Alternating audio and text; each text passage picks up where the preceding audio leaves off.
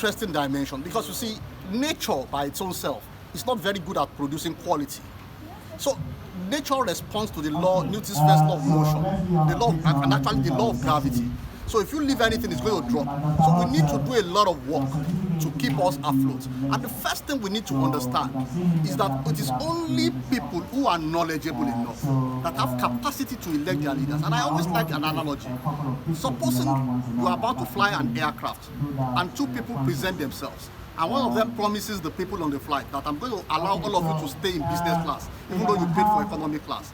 And the other person says, I'm going to obey all the safety precautions. Many people are likely to vote for the one promising them business class tickets, but that person is likely to crash the plane. That's the kind of challenge we have in Africa. We still need to have people who have more knowledge, so that before we can even talk about democracy, we cannot just borrow things directly and bring them to Africa. Democracy only works where there's reasonable level of knowledge by everybody. When you talk about one man, one vote, it's going to be difficult. Like talking about flying an aircraft. What do I know about flying an aircraft? And you're asking me to vote. So what I say is that if Africa is going to rise from the ashes, we need to develop and devise our own nature of democracy.